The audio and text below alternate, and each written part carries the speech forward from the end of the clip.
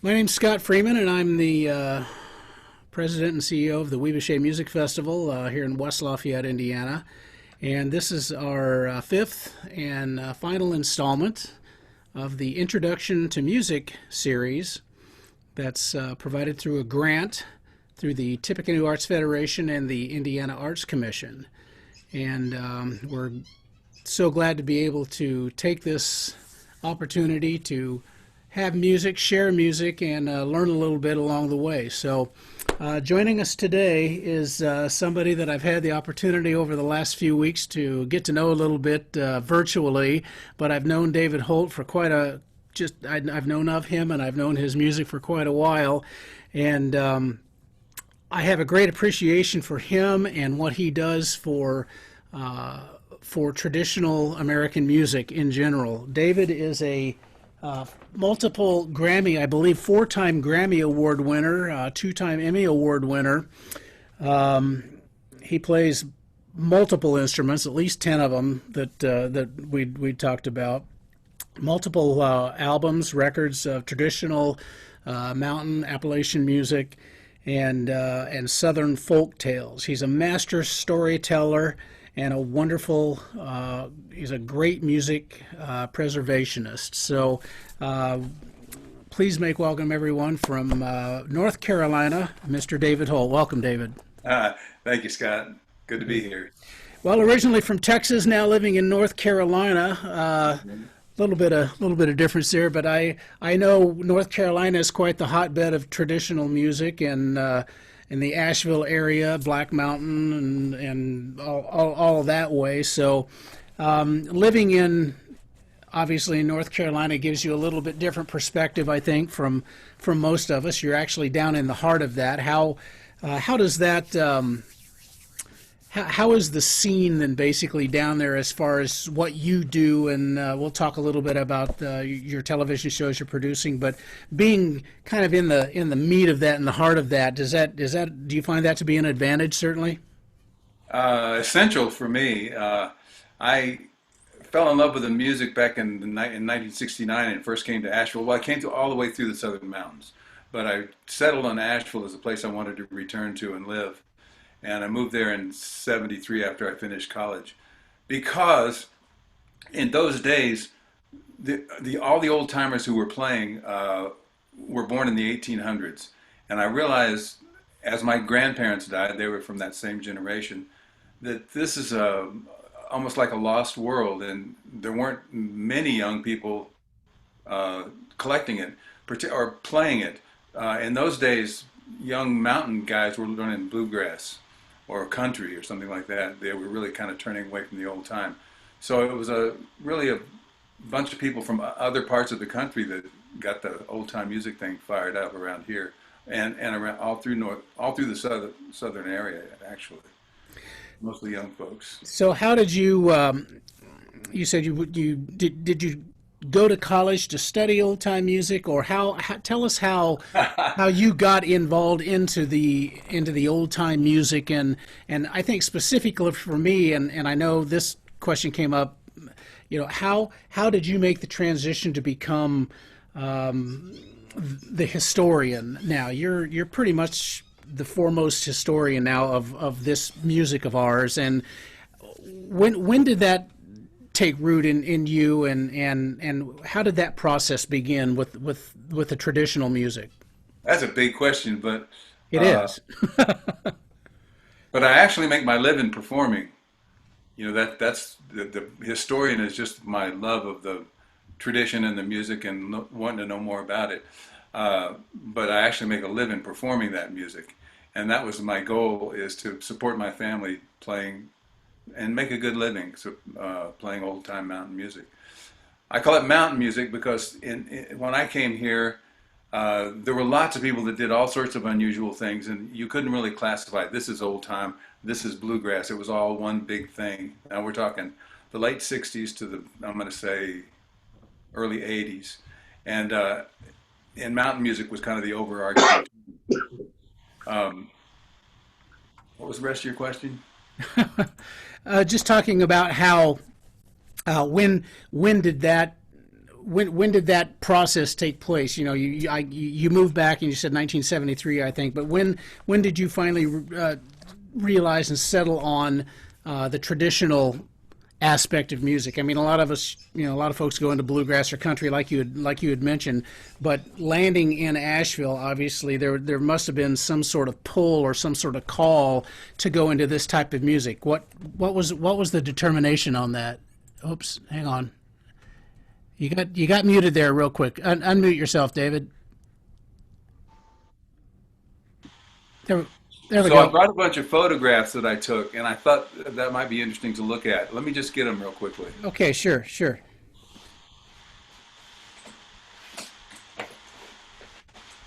So the story is actually a little bit more complicated than what you would think. I was teaching at an elementary school, a private elementary school in Martinez, California. Was taking 2 years off from college, and I got jumped and beat up and left for dead. Oh And Lord. I want to show you. I found some old 1970, 78 recordings, and one of them was a guy named Carl Spragg. He was the first guy to record cowboy music back in 1927. And I was down at UCLA looking for going to the John Edwards Memorial Collection, which is like the largest old-time music collection in the world. And the DK Wilgos was there, and he said, "You know, Carl Spragg's still alive, man. You ought to go see him. He'd probably be happy to see you." Because nobody was like looking up Carl Spragg at this point. Right. And I was 21 at the time, and he had become baseball coach at Texas A&M College. But this is what he looked like in 1927 when he was recording the Chisholm Trail and Utah Carol and all these great old cowboy songs. He was the first cowboy singer. And I said to myself, now that is fascinating, because he showed me how to play the harmonica in the cowboy style, like, you know, so a harmonica can be played in a straight style or a blues style. And he played the straight style, so it'd be something like this.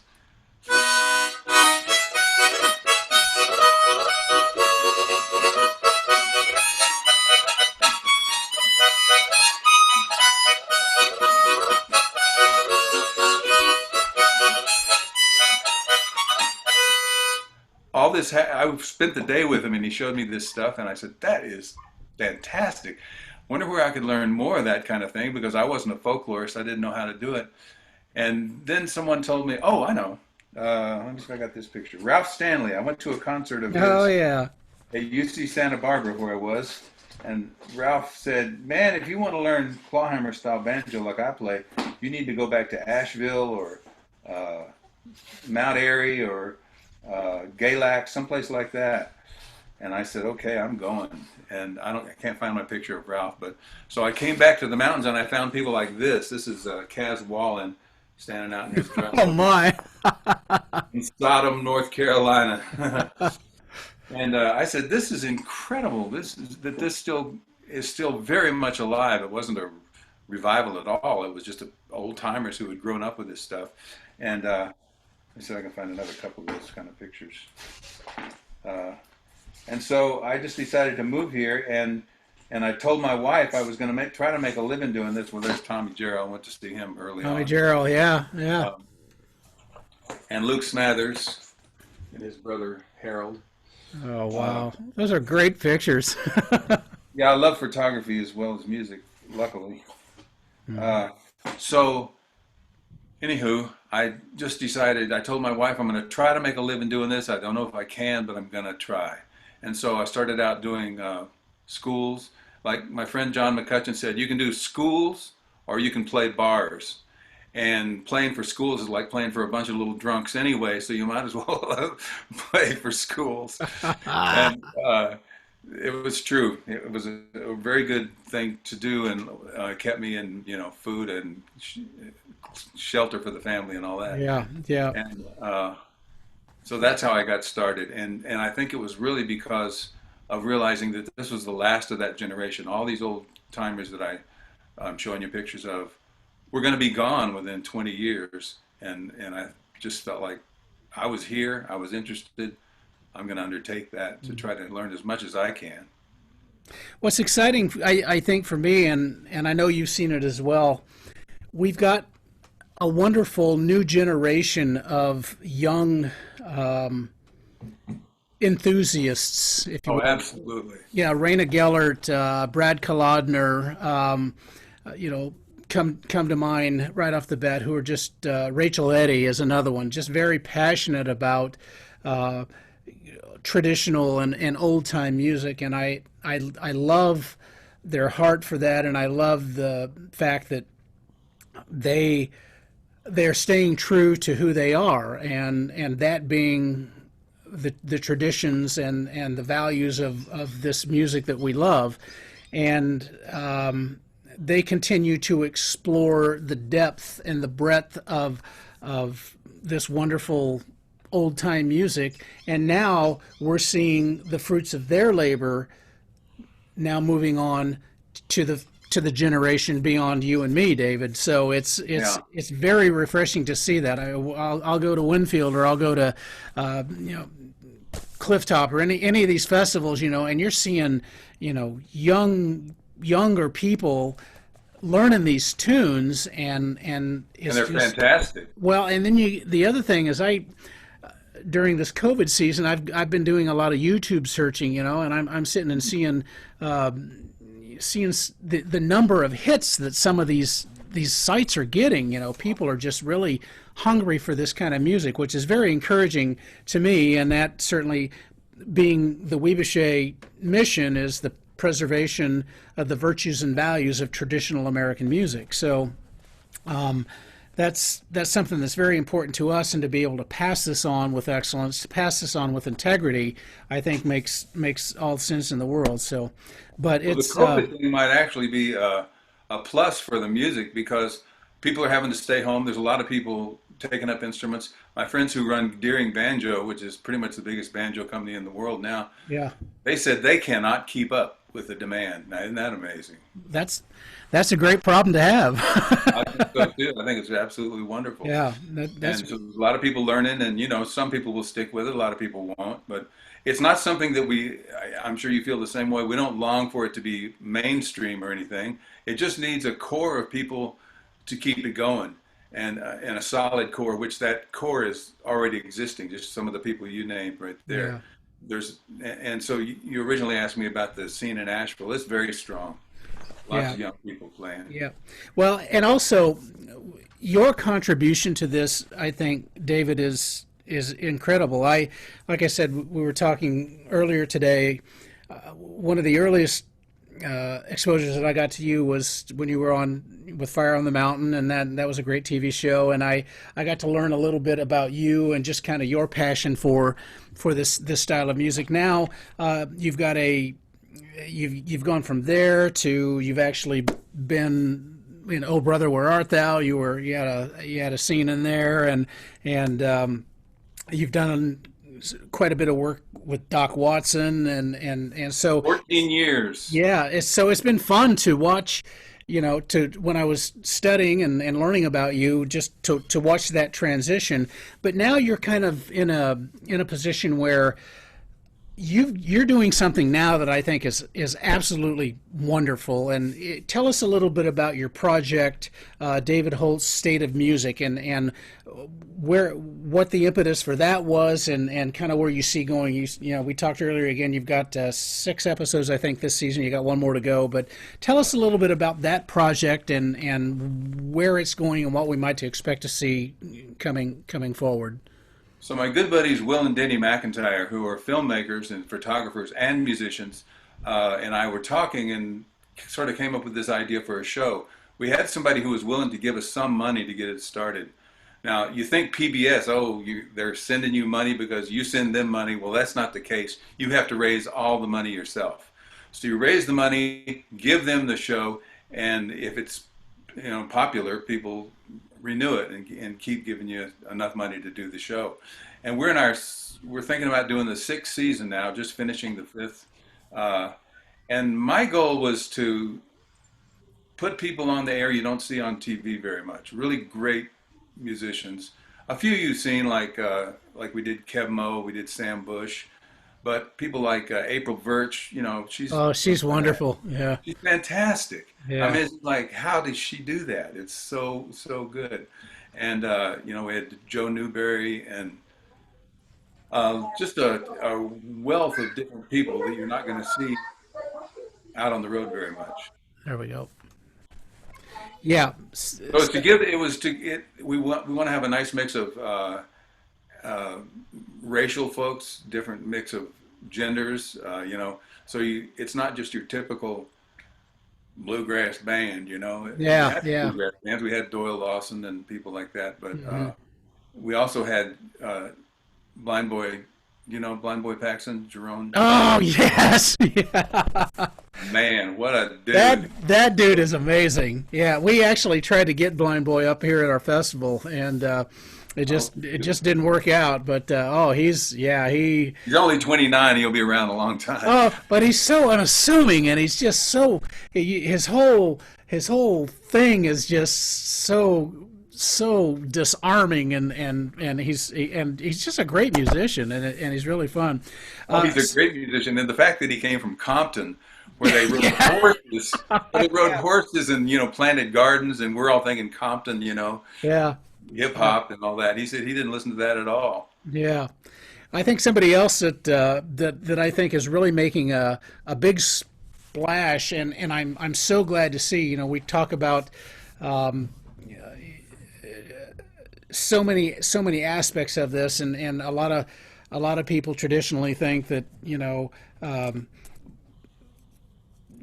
different stereotypes for different types of music, and which I don't think is necessarily accurate, but I am so glad to see someone like Rihanna Giddens, who is coming and just with the Carolina Chocolate Drops and what they're doing with this music and just the accolades that they're getting, because she is so amazing, and it's so exciting to see their success and their passion to reach an entirely different audience, and that only makes the whole process that much better, I think, just to see a broad spectrum of people being involved in the music, and actually, tapping into the roots, tapping um, into the different elements. I think some of the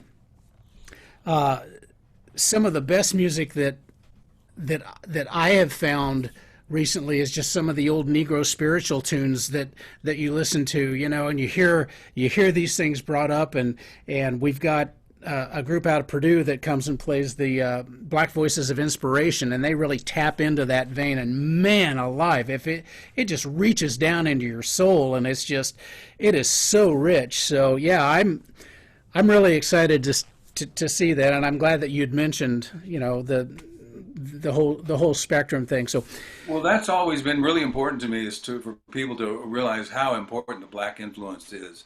It would be so boring without the black influence, you couldn't believe it. And yeah. uh, as an odd little twist here, I used to, like I said, I played with Doc for 14 years, so I take him to breakfast every morning.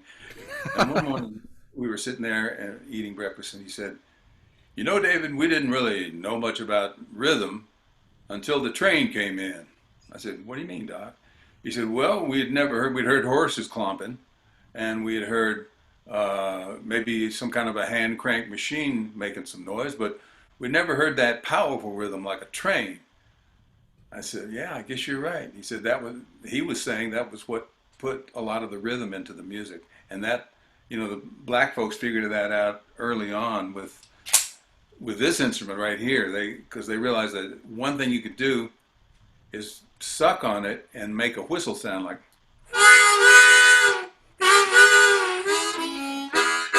and then you could make sort of the train coming down the tracks. And I started thinking about it, and I think he's probably, at least close to right. It certainly had a profound influence on the music, the rhythm of the trains. I think Doc Watson, the first time I ever heard him was back in 1983, I believe, at the Kentucky Fried Chicken Bluegrass Music Festival, and it was right there on the riverfront. Geez, I was there, man. Well, we probably ran into each other then. Probably. Yeah, but this is back. T. Michael Coleman was playing with him, and Yeah. and I was just mesmerized by his authenticity, and you're talking about that rhythm and Doc's rhythm, man. That guy could crank a rhythm when he's sitting there flat picking. There's just something rhythmically going on, and that, as soon as you said that train rhythm, I'm like going, that totally describes Doc's flat picking, man. He could just drive it like nobody else, and There's no better rhythm guitar player than Doc Watson, much yeah, less lead player. I yeah, mean, Doc. people can put in more notes or fancier notes or faster notes, but nobody is more musical than Doc Watson that I've ever come across. Yeah, he's pretty amazing. Well, hey, let's talk a little bit about some of the instruments you brought along. You've got uh, you the interviewer today. I was on the radio this morning, and he interviewed me and asked how many instruments does David play. I said, well, at least 10 that I'm sure. He goes, how many does he have? And I said, I don't know. I'll ask him. Oh, that's very dangerous. I have many, many instruments. Yeah, yeah. Well, we had talked earlier, and I said you're the kind of guy that loving the historical aspect of things.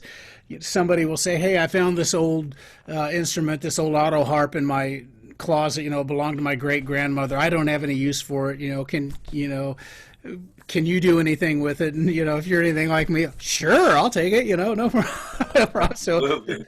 they'll, I got they'll, several of those kind of auto harps right now. I know they all start collecting, and it's just like, oh, where did that one come from? But what's fun is to learn the stories behind that and how they came into the families, and hopefully, when our time comes that we're able to pass those on to our children and with a little bit of story behind it. But Let me tell you the story that got me into the music that has to do with the instrument. I love it. This is my dad. You can see we look a lot alike. A little bit.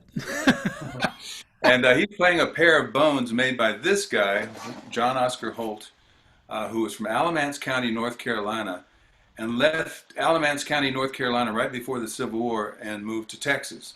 And that's how my family got to Texas. And he played the bones. And the bones are really just bones, rib bones from a cow. And just they're a Celtic rhythm instrument. Most of our rhythm instruments are African, but not this one. Let me show you what they sound like with music. That's really the way they're supposed to be played.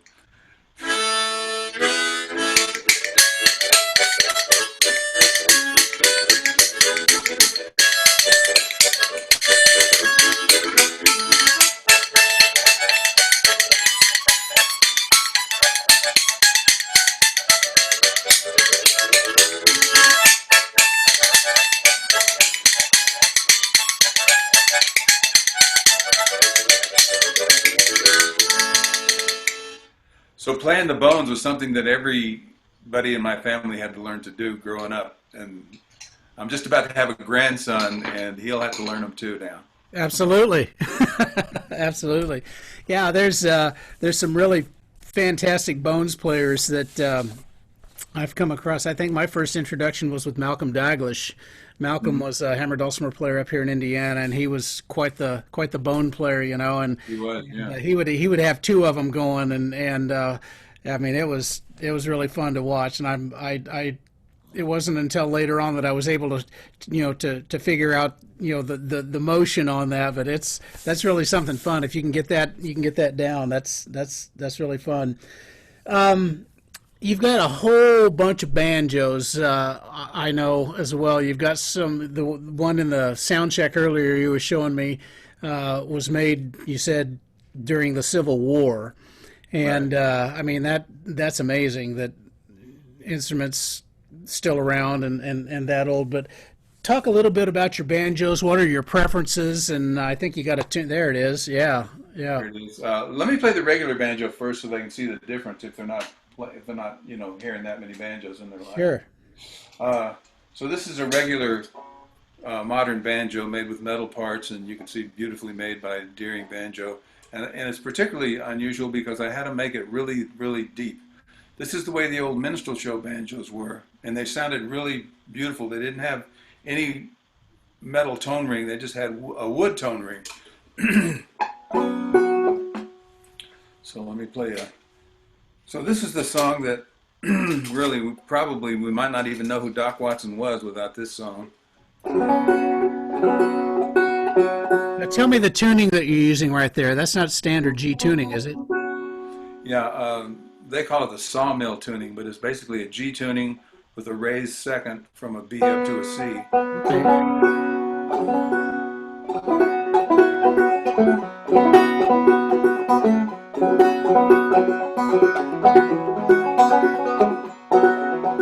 Gonna build me a log cabin on the mountain so high so I can see the cuckoo as she goes on by. Oh, the cuckoo, she's a pretty bird, and she warbles as she flies, and she never hollers cuckoo till the 4th day of July.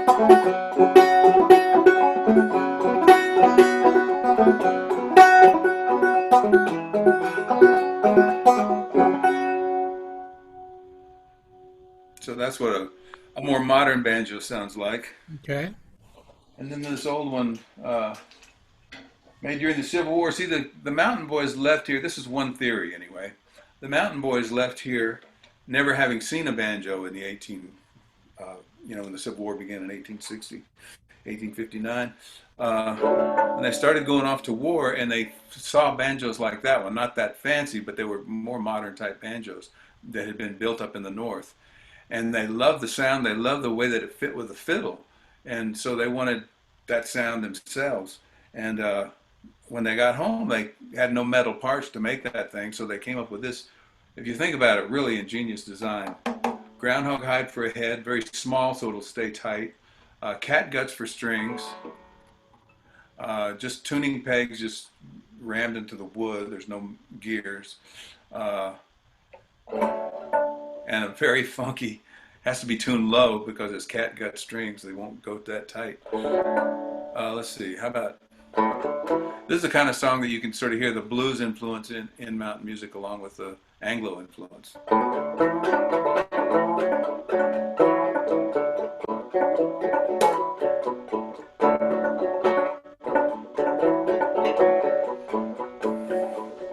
Oh, my name is Georgia Buck, never had no luck, always been treated this way, boys, always been treated this way. I said, oh me, oh Lordy my, always been treated this way. Well now Georgia Buck is dead, and the last words he said were, dig me a hole in the ground, boys, dig me a hole in the ground. I said, oh me, oh Lordy my, dig me a hole in the ground. It's just a completely different sound, Yeah. just Yeah. warm and funky and great. That's nice. Brad Kolodner's got a gourd banjo that he had made, and this thing is just this really rich, deep. Those were great, yeah. Oh man, they are just amazing sounding banjos, and I one of the fun things for me is to be at a festival and you're two things that are happening. You're kind of on the edge of going to sleep and you're hearing that upright bass just pounding out all night. But then the second half, the second part of that is you're hearing this banjo, somebody wailing away on a Yeah. clawhammer banjo, and that sound just goes on and on all night long. And that's the beauty of of being able to go to a festival, which I know we all miss, and hopefully soon we'll get back to there. So Oh, let's hope. yeah, so with the changing times and the technology that we're all dealing with, obviously here we're dealing with Zoom and that sort of thing. How, in your opinion, has that, and what kind of effect do you think that has had, positive or negatively, on the traditional music? I mean, for me, I think it's given us more accessibility. I think, and like we were talking about with different people, but I think I've also seen kind of a negative aspect where people kind of get lazy sometimes, and they will just want to go to YouTube and just learn a song without really learning the song and learning about the songs. In your experience, how has technology positive or negatively impacted what it is that you're doing, and just the tradition and the integrity of the music? Are you seeing any kind of difference with that? Oh gosh, yeah. From the very beginning, I used to live even further out in the country than I live now, and across the street from me was an old man who played guitar, and he really loved it a lot. And his grandson didn't care anything about it. Uh, so his granddad said, "Go down there and take some lessons from David Holt. He's just across the street, across the highway down there, and I'm sure he'd be happy to teach you." Well, he wasn't very interested until the family got one of those giant dishes back in the day. You know what I'm talking about? Yeah. Like a radar or something. And he started watching Fire on the Mountain. And he watched it every week, and he got really excited about it being on TV. And then he started to want to learn to play music, and finally did, and got quite good. But it was that him seeing it as part of the modern culture, as part of his world. Then he was interested. Even though he was a mountain boy and he was in his blood, he didn't care about that. He had to see it on TV. Mm-hmm. So I think it's helped in that way. Lots of people being exposed to it, and it's not everybody has to do it. Like I said before, just enough, just the people who are really fired up about it one way or another, and that keeps it alive. I think uh, for any kind of music to be strong, you've got to have the back porch pickers, the people who Yeah. never really play in public, just get together and play. They don't care about getting super good on the instruments. Then there's the front porch pickers who are really good, and a lot of them could be professional musicians, but they don't want to go out on the road. And then you have the professionals, and then you have the fans. The professionals are needed because they're busting pathways and changing things and keeping freshness always coming into the music. And the fans are essential to make the whole thing work. So I think we've got all that going right now. Now that didn't answer your question about technology, but I see young people. I'm sorry they didn't get to meet old geezers like some of these folks that I have pictures of here, because that was a lot of the fun, hanging with these type people. There's one of Doc there, Oh yeah. because Yeah. they were wise in a lot of other ways that we're no longer wise in, and yet the music itself is something I feel that's been passed down from people before them. It's going back several hundred years, and there's a there's a message in it, and the message is, this is good medicine. This is good for you. This is will help you stay sane in an insane world. And I think the media helped spread that. The being able to look stuff up on YouTube. We would have to go to the guy's house because there were no DVDs, there were no records of how you learn to play or anything. And so we'd have to go to their house and sit with them, and then go back home, try to figure it out, come back the next week, try to figure it out with them. But now people can learn it off YouTube in 20 minutes. Hmm. That's okay. I'm glad it's going. I'm glad that's happening. I wish they had the experience with meeting these old people, Right. because that would have changed them even more. But there's power in the sound of the music, running it through your body and playing it. There's goodness in that. You're so spot on with that, and I think one of the earliest memories that I had is when growing up in a small town. We had a music festival there that every year I looked forward to that, because exactly what you're talking about. You can sit down with somebody like a Johnny Frigo or a Claude Williams, these guys that are in their 80s, and Yeah. Jethro Burns, people from the old WLS barn dance days who Yeah. were there, that did this thing, and you get to sit down and you get to hear firsthand the stories, and they're sitting there playing it, and I'm as far from me to you at the computer here, just soaking it up and listening to it and taking it all in, and learning that. For me, there's something that I sincerely hope that we're able to somehow tap into this again once we get through the silly season that we're in now.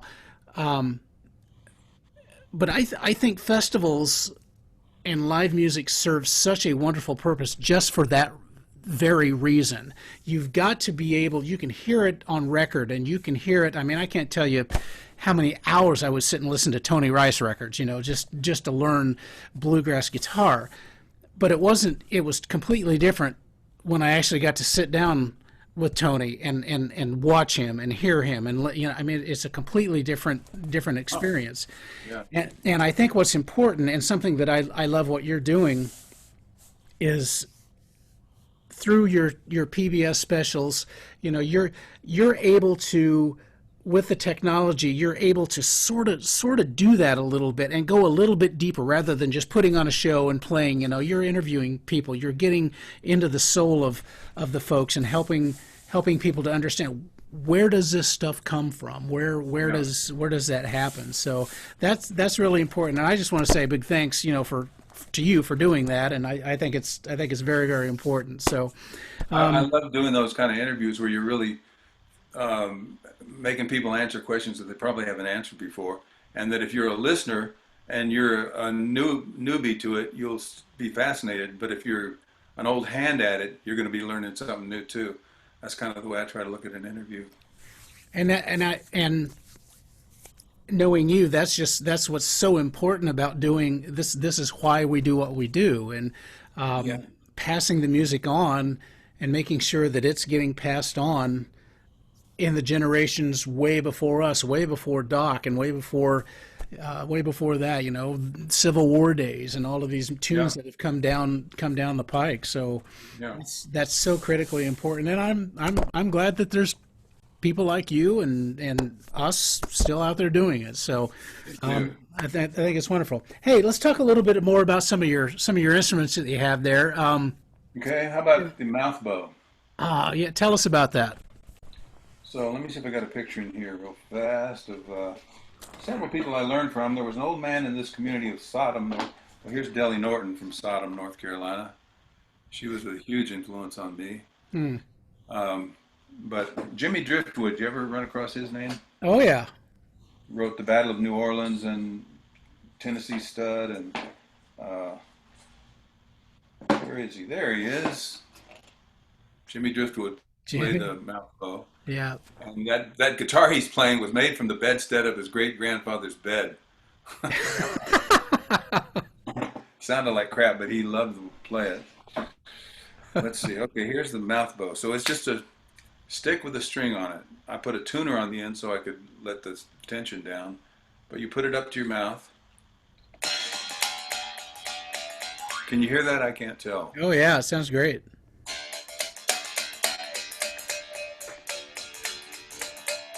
So let me do a song with it. This is a song, I do mostly traditional stuff, but I do like to write. I continue to write music.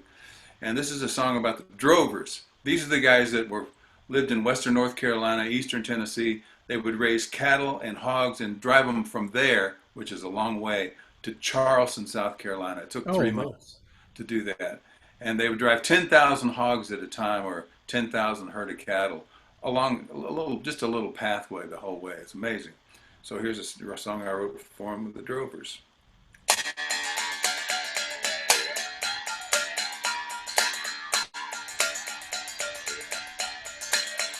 Well, it takes 3 months on the Drovers Road to get these hogs to market.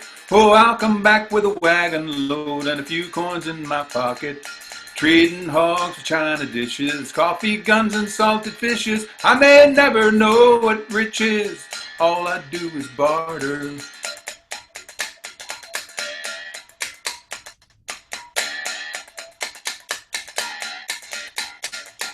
Now Drover's work is never done. He's going or he's coming.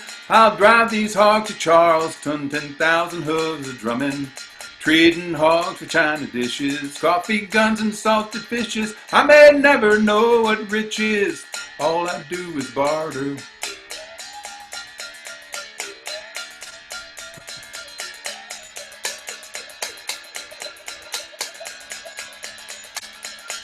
Now we turn our corn into sour mash. From sour mash to whiskey, it'll keep 'em warm on a winter's night and make their lovin' frisky.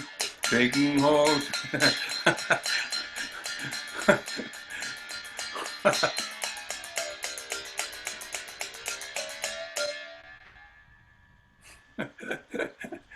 I was thinking maybe that's not the verse I should do before high school students. But anyway, hello. That's all right. That's all right. That was Let's see, wonderful. what else have I got? I got the washboard. Let's hear the washboard. Okay, let me tell you about it first. I learned it from the oldest woman in the world. So let me find her picture here. She was 122. At least that's what she said. Uh, they didn't keep birth certificates of black people back in those days. But there she is, Susie Brunson at 122, her youngest of 12 children married, and she was 89 years old. Susie had outlived all her children except for Mary. And she told me that the only instrument they had in the black community was the washboard. And I thought, man, I'd love to see how she played that, if that's true, because I knew it'd be something pretty special. So she showed me how to play it, and you can see a picture of her teaching me to play it on my website at davidholt.com. So I looked around oh, you can't really see the washboard. We'll have to stand up and do this. So Okay. here's the washboard. My favorite kind are the Zinc King lingerie models. I put a little wood block here at the bottom, an old Civil War tin cup on the side, and now this isn't not a song I learned from Susie. I usually ask these people their favorite song when they were young because she was born in the 1870s. Who knows what it would be? So after Susie passed, I found the next oldest person in the world, and it was Mary Thompson, and she was 120. Lived in Orlando, Florida. And I asked her her favorite song, and she said, "Oh, that's easy. It was Greasy Greens." I said, "I don't think I've ever even heard Greasy Greens. I thought I'd heard most of the ones." But she said, "Well, that was what we loved." I said, "Well, I'll try to learn it for you." So I came across George. Well, I knew George Higgs. He was a good friend of mine, actually. He lived down in Tarboro, North Carolina. I said, "George, do you know that old song, Greasy Greens? I got a 120-year-old friend that hadn't heard it," she said, "in 105 years. I said, "Well, could you teach it to me?" So this is what we came up with. Now on the washboard, you put thimbles on your fingers. This is going to be pretty loud on this little computer mic, but just bear with it. It'll be rocking anyway.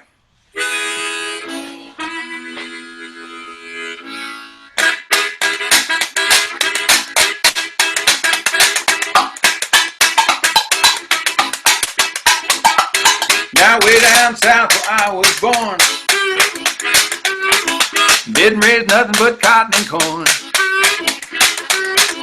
Green tomatoes and black-eyed peas, oh good Lord, them greasy greens. That's what I want now. Hey pretty mama, you just got 'em done. Soft and easy, good and greasy. How I love those greasy greens, crazy about my greasy greens.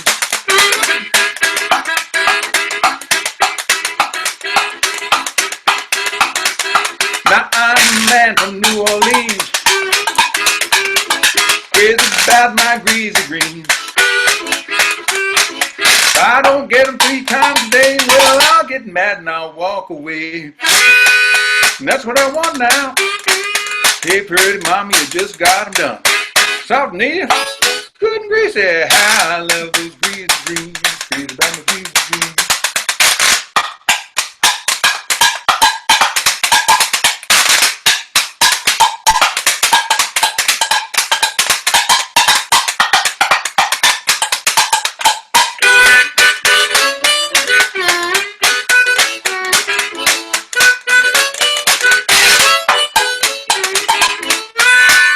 That's what I want now. Hey, pretty mama, just got 'em done. Soft and easy, good and greasy. How I love those greasy greens. Crazy about my greasy greens. Crazy about my greasy greens.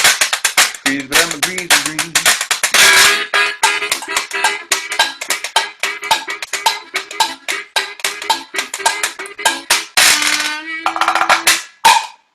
All right. Well done. Well done. You can definitely hear the train in that, can't you? Oh, for sure. Yeah. Yeah. Well, and it sounds like when we were talking earlier about the rhythm. Yeah, Yeah. man, that's definitely got the snare drum going and key, kind of that whole snare drum drive behind it there, and that's really that's fun. That's a lot of fun. I think another one thing that I learned growing up with this festival is so many people oftentimes did not have instruments, Right. professionally made instruments. They had to make their own instruments, whether it was a mouth bow or whether it was some sort of cigar box dulcimer or something like that, or even spoons. Spoons became, a percussion instrument as well. And people used whatever they could use, and shakers and things like that, just to produce the Right. rhythm. So this, I think, kind of falls in the vein of that, which is it's so fun just to listen and to watch and just to hear it all work together. So thanks a lot for that. That was wonderful. Well, it says here. Let me ask you this: how did that work in the sound of the computer? Was it blowing you away? No, it sounded fine. It Oh, was really? good. Yeah, Okay. you work and you worked the camera very well, Dave. That was good. That was good. So, well, you've got a banjo and a harmonica piece ready for us as well. Yeah. Let's see. Let me see if I got a picture that goes along with this. So I learned this from a 105-year-old lady. Her name was Aunt Zipporah Rice. Maybe I don't have her picture in here. But I'll show you Grandpa Jones's picture anyway, because Oh, there he is. he Yeah. plays this song. It's an old song called Black Eyed Susie.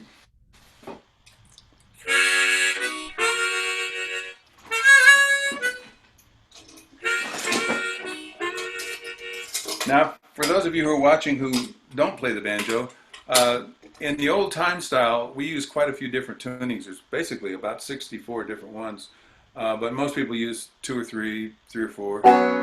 Here's that modal tuning that I had before that's so beautiful. And then I just tune that second string down to a B. And it becomes a regular G chord. Oops.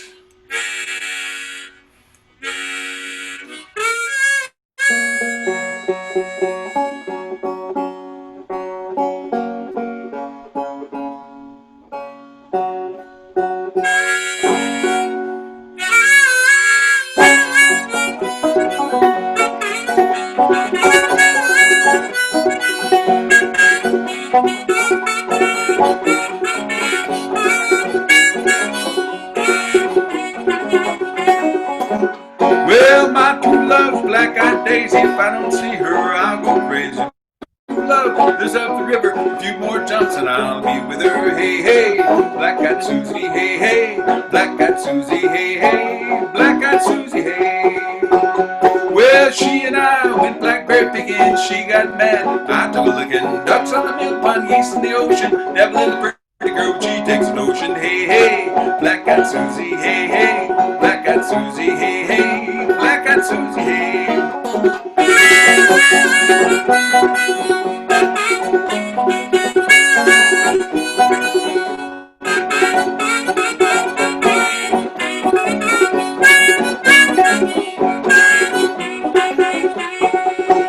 Well, we'll get married next Thanksgiving. I'll lay around. She'll make a living. She'll cook flapjacks. I'll cook gravy. We'll have chicken someday, maybe. Hey, hey, black-eyed Susie. Hey, hey, black-eyed Susie. Hey, hey, black-eyed Susie. Hey, one more time now.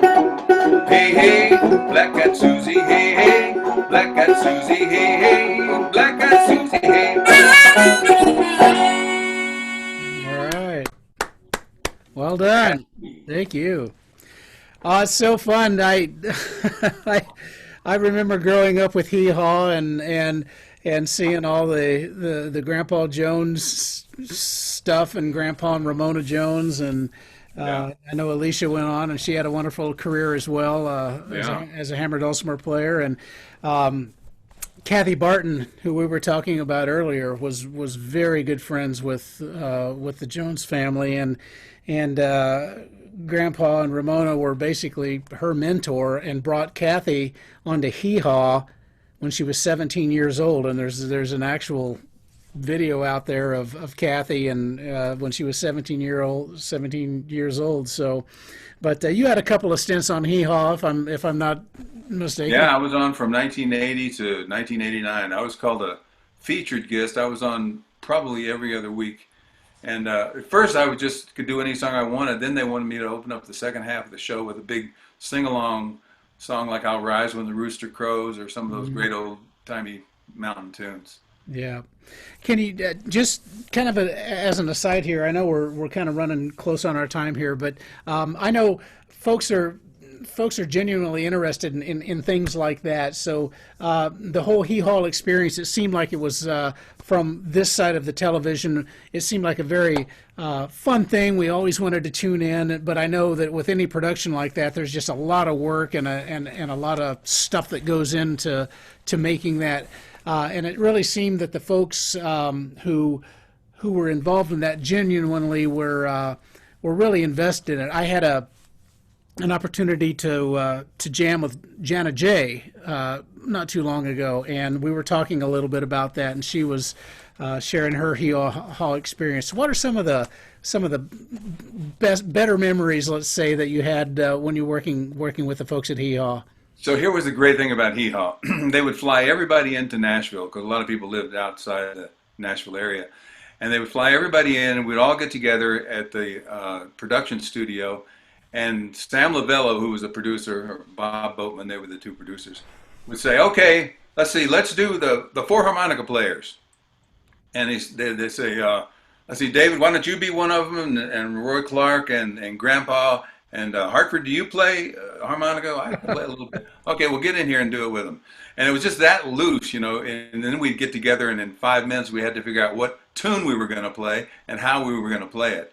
And of course, those guys were such great musicians, it was always fun. So, and then the in-between times, when you weren't on stage doing something like that, you were just hanging talking with people. So I loved to hang with Roy Acuff and Grandpa and Minnie Pearl. And let me see if I can think of I got a few things like that. Hee Haw, if you remember, the women's dresses were mighty low here and cut very short at the bottom. Mm-hmm. And you didn't know, probably, I didn't know, as the season progressed, they would keep shortening, lengthening this and shortening the bottom of the skirt. So it just kept getting, more and more exciting to watch. And so we were standing there one time, and they had gotten a bunch of letters of complaint saying that the ladies' skirts were too short. And Roy said to Grandpa, he said, I don't think there's anything wrong with that. He says, it's like when a freight train passes. You know you're not going to get to ride, but you still love to hear the whistle blow. Oh my goodness, that's. And fun. Another time, let's see, Minnie Pearl was standing there, and she said, they were talking about being famous and people stopping and talking to them, and she said, see, how did that go? Oh, the guy said, did anybody ever tell you that you look like Minnie Pearl? And she said, why, yes, they have. He said, don't you just hate that?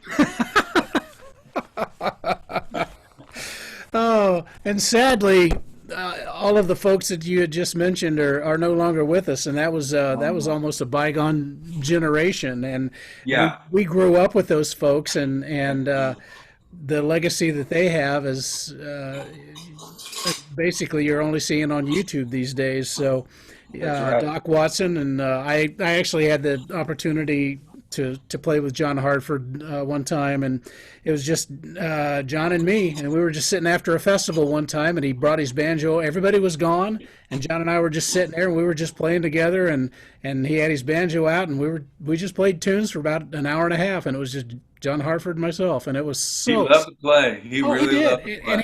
And he was so approachable and so sweet, and to me that is part of the legacy of this music is the accessibility of it, and what's really super important for what it is that you do through Fire on the Mountain or through the state of music, and is to make that music accessible, and allowing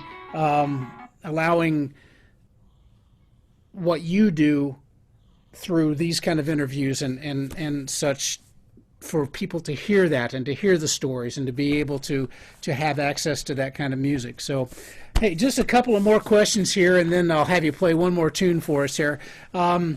The trademark fedora. Tell us the story about that. I mean, ever since I've seen you and known you, that's your trademark, and you've got some sweet looking hats. So share I that do. story. I've got way too many hats. I'll tell you how that happened. It's a hee-haw story, actually.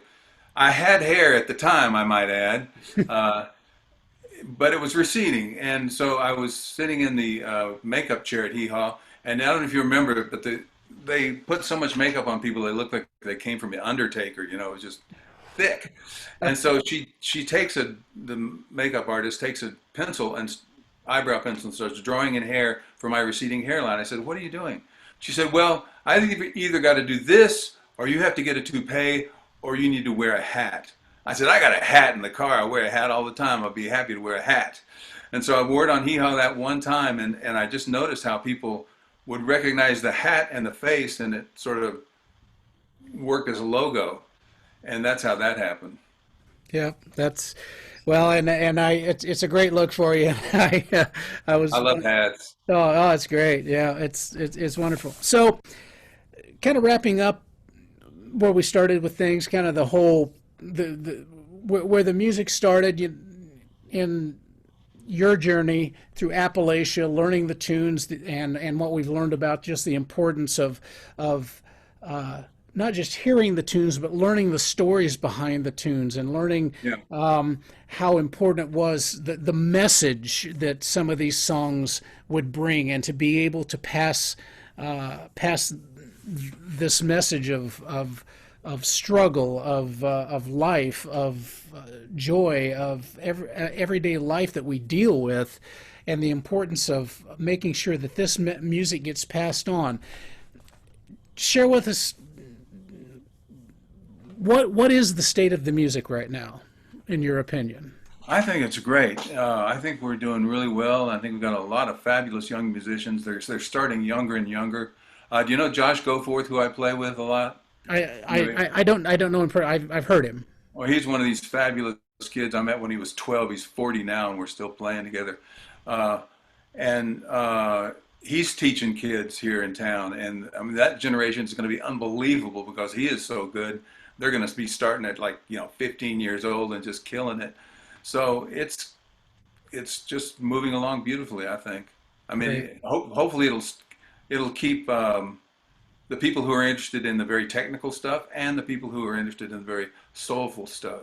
It's not as Yeah. technical, but more heartfelt. There kind of comes a transition. I think the older we get, you see a lot of these bluegrass whiz kids. I love Michael Cleveland, and I think what he's doing is great for bluegrass. But man, he plays everything 100 miles an hour, you Yeah. know, and But there comes a point in time where, and it happened to me, and I'm sure it happened with you. You tend to start slowing things down, and you want to get into more of the musicality of it rather than just trying to blow everybody away with how fast you can play, which is fun, but when you understand the musicality of it, then what that does is that completes you as a musician, and as a student of the music. It really helps you to understand maybe what the tune writer was trying to convey, or as a composer yourself, you're able to take and slow this stuff down and allow the instrument to tell you how it wants to be played, or Yeah. allow the tune to tell you how it wants to be written. And I Yeah. think that's a huge lesson that I try certainly to teach in workshops, and just allow it to breathe, and allow the music to speak to you. And try to put your heart into it so that it comes Exactly. through, so that comes through. Exactly. Putting your heart into it and making it your own is very, very important. Well, hey, David, we got time for maybe one more tune. So pick out your favorite instrument there. Play us one more tune, and Okay, this is a tune that I actually taught Roy Acuff. Darn, I don't have the picture in here. Oh, there it is. There's Roy Look at that picture. Roy That learning is the paper great. bag. That is in the Wayback Machine there, man. Yeah, that's right.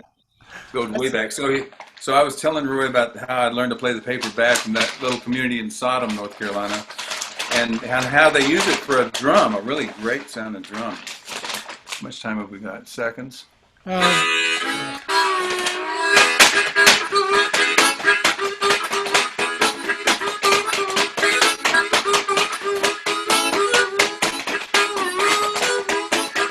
Well, lost John went to Bowling Green, funniest man you ever seen. Puts his shirt on over his coat, buttons his pants around his throat. He's long gone, long gone. What I mean is long gone to Bowling Green.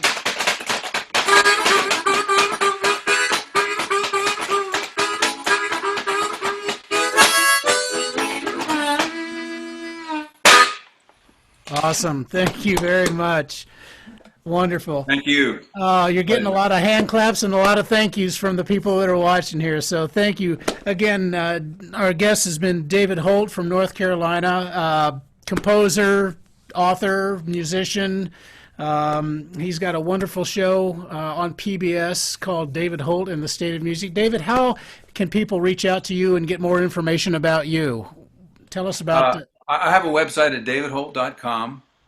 And then if they want to look more into the TV show, it's davidholttv.org. davidholttv.org. Okay, My personal website is davidholt.com. great. Well, David, it has been a pleasure meeting you and getting a chance to chat with you. I hope I'm actually planning a trip down to North Carolina here in the next few weeks, so I may give you a call and we may have to go out and have lunch or something together. Okay, gosh, we'll have to sit 10 feet apart, but Yeah, no problem. Masks and everything. That'll be great. So, again, David, thank you very much for joining us, and we appreciate you. And on behalf of the Ouibache Music Festival, the Tippecanoe Arts Federation, and the Indiana Arts Commission, thank you so much. And we'll go ahead and sign off and say goodbye. Thank you again, David. thanks everyone for listening. All Okay. right, bye-bye.